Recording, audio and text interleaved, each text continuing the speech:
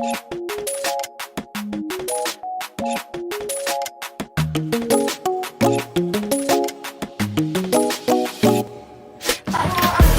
warahmatullahi wabarakatuh. Halo guys, kembali lagi di Izhar Vlog Abizar. Oke, di sini saya sudah bersama dengan Kak Izhar Husada, ya selaku Ketua DPM FKIP untuk periode jabatan 2022-2023, betul? Nah ya, jadi begini Kak, melihat kondisi Indonesia yang sekarang ini, apakah Indonesia itu menurut Kakak sendiri ini udah termasuk negara gagal atau bagaimana Kak? Silahkan.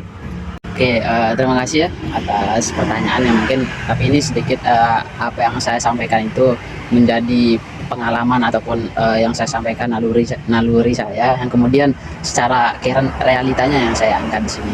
Berdasarkan yang sebagai legitimasinya negara gagal atau negara sindrom itu banyak yang mengakibatkannya. Terutama di sini saya kulik yang saya lebih atensikan di sini yaitu mengenai konflik etnis dan agama yang tak kunjung usai, yang kemudian diiringi dengan tindakan korupsi yang masih marak terjadi di negara kita itu sendiri. Jadi konflik etnis ini sering dan banyak terjadi di ruang lingkup kita. Padahal kan di sana ketika kita mungkin kembali kepada Pancasila yang ada 5 sila itu, ketika kita benar-benar memahami nilai-nilai dasar dari sila Pancasila itu, ketika kita implementasikan dia di dalam ruang lingkup kehidupan kita itu, maka konflik-konflik tersebut itu tidak akan terjadi, baik itu secara antar etnis maupun konflik yang ada di etnis sendiri. Jadi di sini mengapa saya katakan negara itu gagal untuk mengatasi hal-hal tersebut. Kemudian yang di sini terkait dengan kasus tindakan korupsi, mungkin nggak aneh lagi kita dengar di kuping kita kan.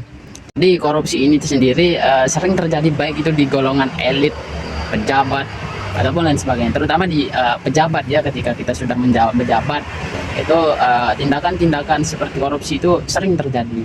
Dan kasusnya pun mengalami eskalasi ataupun pertambahan dan terus-menerus tidak ada pemberantasan. Itu anehnya, karena kegagalan dari mungkin hukum yang lemahnya di negara kita yang mengakibatkan korupsi itu masih terus berkembang dan sering terjadi di negara kita.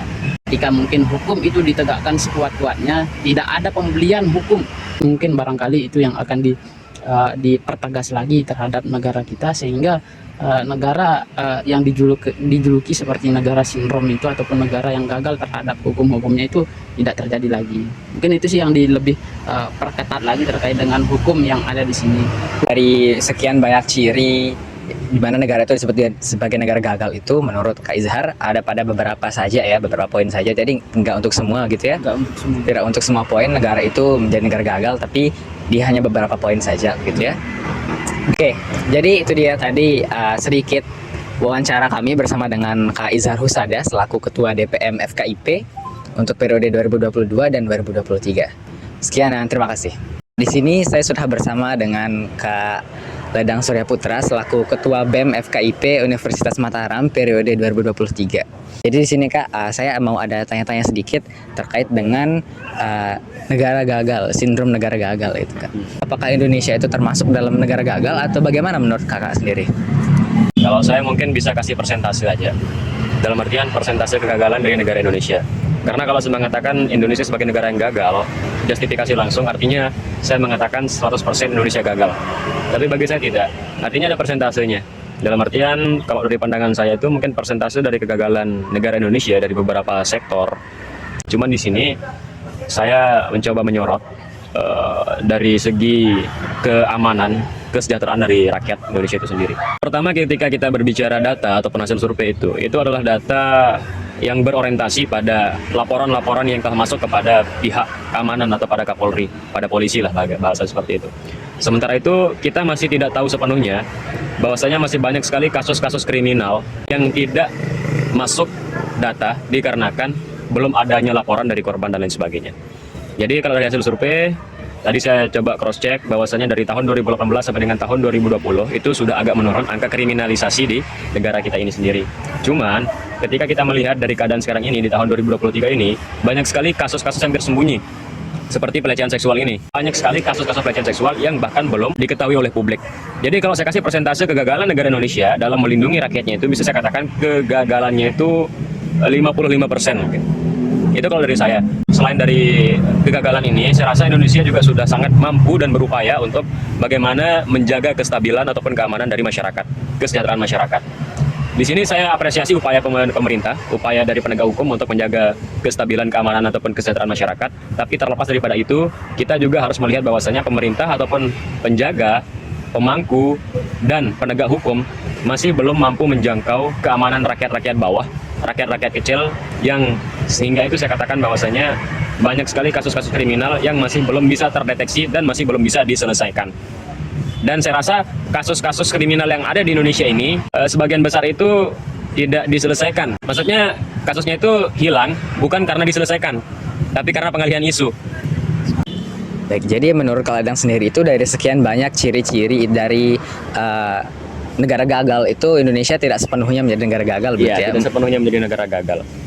Jadi hanya ada beberapa pada poin-poin tertentu saja begitu Iya. Kak ya. Oke. Ya itu dia tadi pemaparan atau pendapat dari Kak Ladang Surya Putra terhadap Indonesia sebagai negara gagal. Oke, mungkin itu saja dari saya. Terima kasih dan sampai berjumpa lagi.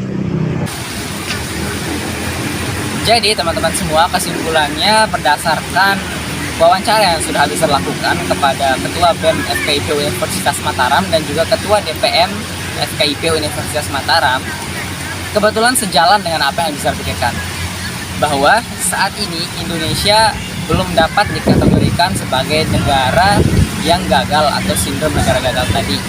Tapi dalam beberapa aspek atau dalam beberapa situasi, Indonesia dapat dikatakan negara gagal jika tidak segera melakukan pembenahan atau perbaikan.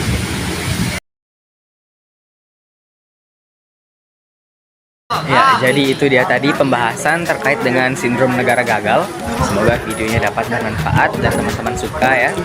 Kalau masih ada yang ingin didiskusikan, silahkan langsung komen ya. Jangan lupa untuk like, komen, dan subscribe serta share video ini ke keluarga dan teman-teman semua. Sampai jumpa di kisah selanjutnya. Dadah.